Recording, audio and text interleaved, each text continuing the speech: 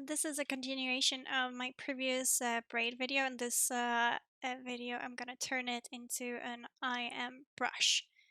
And it's exactly the same as in the other video. The only difference is that I ZBrushed it really low at I think 1.2 or 1.5 just to keep the poly count a little bit more manageable for a brush in case I want to do something more low poly.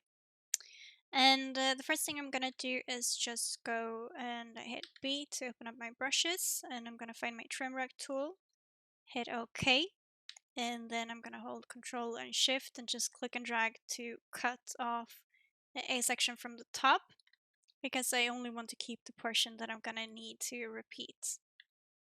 And I'm gonna do the same thing from the bottom, and I'm gonna try to find roughly where it loops or repeats itself. And I can trim up the extra later, so I'm not going to be too careful with it right now. The next step is to hold Control and Shift and just click one of these strands. And now I'm going to mask up a part of the top and the bottom to split this into polygroups. And it's not super important exactly where I put it, just as long as we are doing it over a single loop. So I'm gonna go down to polygroups and split from masking.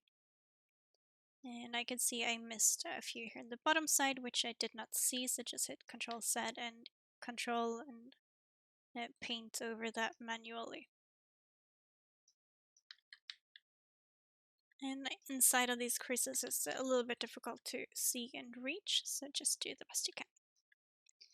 And now I gotta find where this repeats itself, and that is along this edge here. So I want to have everything masked up until this point.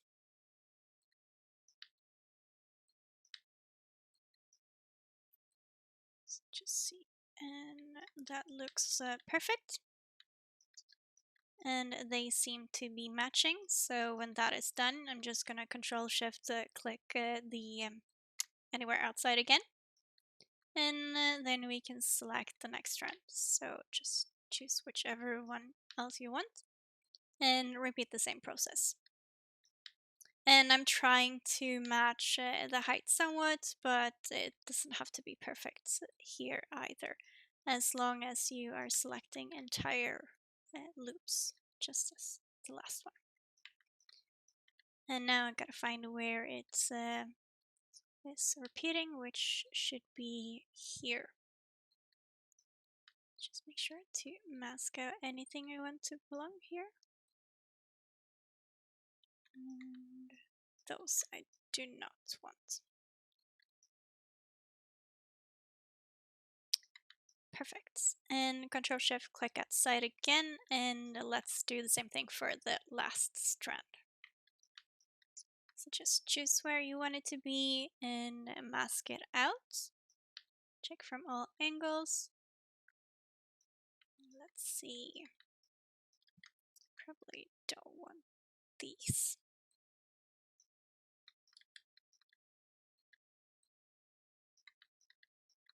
And now I've got to find where it repeats, and that would be here. So remember to hold down Control, click and drag to create your selection here, your mask.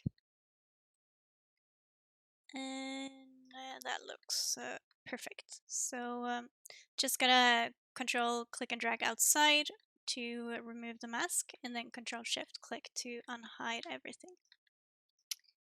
And now I can see that we have some excess here, so I could Control Shift and just click and drag to remove a little bit extra.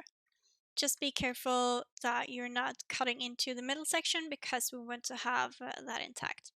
And if the trim rack tool is not working, just Control, click and drag to remove any mask, and that should allow you to trim it again. Control Shift and click the middle sections to hide them, and then go back to polygroups, group visible. I'm gonna mask out either the top or the bottom, and just create polygroups from masking. So I split the middle, the top, and the bottom in separate polygroups. So remove the mask, and then I'm gonna hide the tops and the bottom this time, and group visible for the middle section. And here we have it. So this is what we need. There is just one more thing that I need to fix, and that is from this direction I really like what it looks like, but this is the front and it's going in the wrong direction. Now it depends on whether you're looking from the front or the back of the braid, but I prefer the other, so I'm going to grab my move tool by pressing W, and I'm going to hold down shift and just rotate it 180 degrees so it's flipped. And that looks so much better, so I'm going to go back into my subtool and I'm gonna rename it to Braid Brush because the name of the subtool is gonna be the name of your brush, so it can be really helpful to have a descriptive name.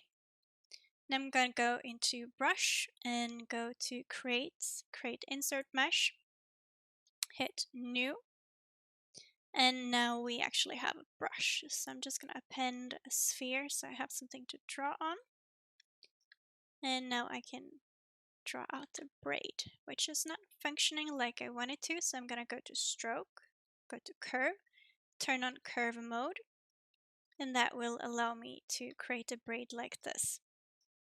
It's not perfect yet, so there are a few minor touches. Go to brush again, and then we're gonna go down to modifiers, and we're gonna turn on weld points, stretch, and just max out curve resolution and bend angle.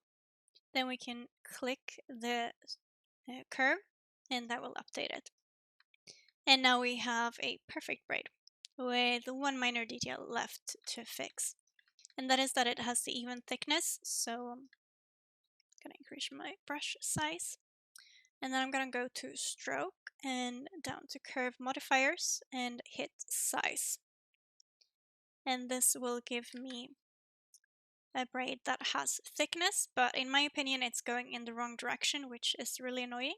So I'm just gonna go here and hit the FV button to flip it. And another thing I can do is adjust this curve to my liking, so I can have it a little like thinner, closer to the head, and have it a little bit thicker in the middle section. And also I prefer to have a little bit of thickness all the way, so even the tips are not super thin for a braid. So if I now drag it out, you will see that it starts in the right direction and it has tapering. And now we can do as many braids as we want using this brush. And that's it. Thank you for watching.